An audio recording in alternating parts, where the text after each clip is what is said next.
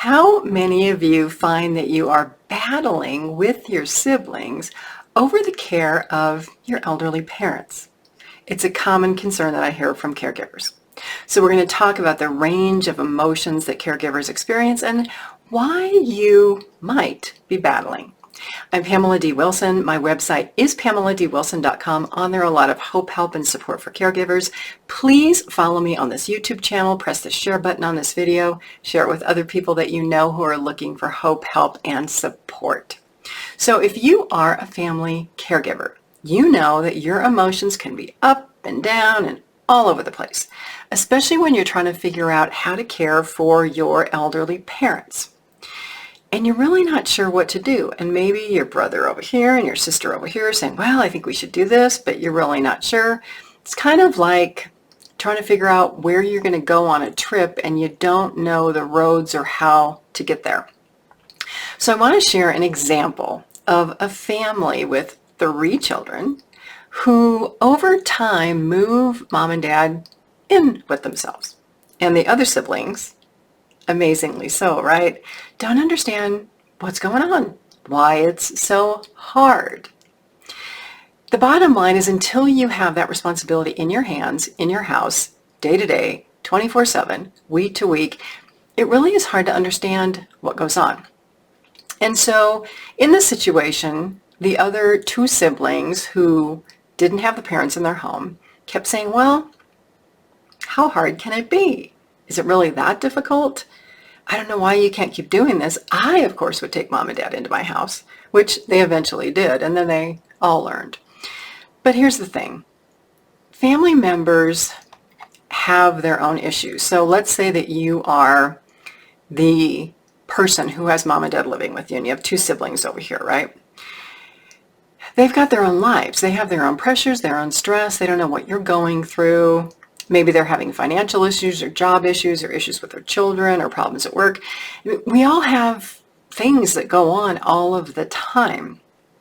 And sometimes the reason that people or siblings don't jump in and help is because they have too much going on in their lives, okay? They also, though, can feel guilty that they're not involved, that they're not doing more, that they can't do more. Or they may be in denial, which can happen when you really don't know what the day-to-day is. So in this particular situation, the married couple, the children that had the parents, worked and they took mom and dad to doctor appointments. They managed their medications. They did a lot, even though mom and dad were still relatively physically independent. But it's still a lot when you have parents, and add that, you may have 3 kids, right? So you're trying to balance who gets the time and the attention. And that creates a lot of emotional stress. So if you're not in that situation and you don't have parents living with you and you don't have children, it's hard to imagine what it's like having 5 extra people in your household. If you're single and you work and maybe you have a cat or a dog, right? So part of this caregiving disagreement between siblings or misunderstanding between siblings or anxiety between siblings too can also result in something called perfectionism. We all know about that, right? Maybe you have a sibling who is like, oh my gosh, I'm so exhausted, I can't do this. But yet they don't tell you what you can do to help, or they don't ask your help. And maybe you don't know what to do to help.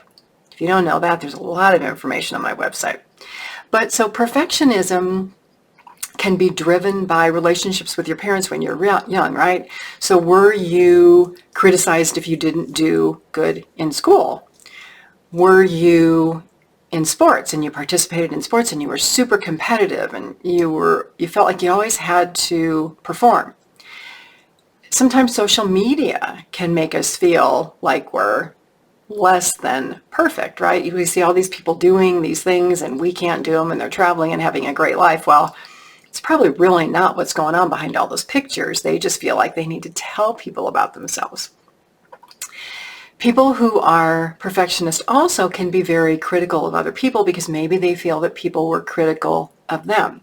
So if your siblings are criticizing you for not helping out or not being available, Again, it could be perfectionist tendencies in themselves where they feel like they have to take all this on and keep doing it. Now, there's also issues of control, right? Your sibling who has your parents may want you to do things the way that they do. So let's say that you come and stay with mom and dad on Saturday. Well, you got to feed them this and you can't do this and you have to do that. And so of course that makes you not want to help if you're like overly controlled by a sibling. A lot of this though can result from the sibling who has the parents, becoming exhausted, feeling like they can't keep up. And it's a lot of stress. So I'm going to give you a crazy, crazy example, right? If you compare all of this perfectionism and these tendencies to like want to do everything and be everything and want to make your life look like it's great, and sometimes it's really not, there's a thing called the 27 Club. And it basically is a list of celebrities, whether they were actors or musicians or something else, of people who somehow died at the age of 27, either by accidents or suicide or maybe even suspected murders. And you may know some of these. You can research the 27 Club. So it's blues singer Robert Johnson, who was amazing and all of a sudden died at the age of 27, probably from pneumonia, but there's no definitive diagnosis there. Brian Jones, Jimi Hendrix, Janis Joplin, Jim Morrison, Kurt Cobain, Amy Winehouse, a lot of people.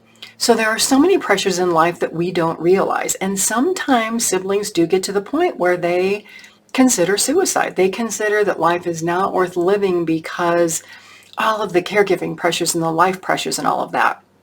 So before you even get to that in your family, if you have siblings, I encourage you highly to have honest discussions about the responsibilities and find ways, if possible, to share them. So in this particular family, the children agreed to take the parents for 1 year. That was the agreement. So child number 1 took the parents for 1 year. By the end of that, they're like, oh my gosh, we can't do it anymore. Child 2 and 3 didn't really get it until they took mom and dad into their house for a year and a year. And by the time those 3 years was up, the children felt like they had done all they could, and they had to talk to the parents and say, look, we can't do this anymore. We love you. It's too much in our lives. We have to find other options, which means looking at care communities and other options for your care where you're not living with all of us.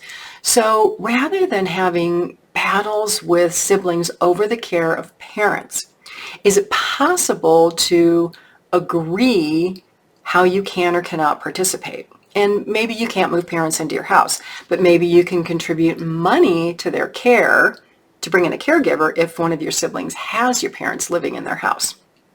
And then have a plan for the end game. So in a year or 2 years, after we've committed as much time as we can to our parents, and honestly it could be 10 or 15 years, right? But what happens? Do we put them in a care community? Where do they go? We need to be able to do this in a planned manner and in a guilt-free manner so that we're avoiding battles within the family. We're doing what we feel we can do with the least amount of emotional stress. I'm Pamela D Wilson. There is plenty of information on my website, from my caregiver course, my podcast, The Caring Generation. I have a support group on Facebook. It's called The Caregiving Trap. You're welcome to go there and request to join. Thank you so much for being here for this video. I look forward to seeing you all again soon in another video, and keep those questions coming. That is how I create all of these videos and so much of my content for you. I'll see you again soon.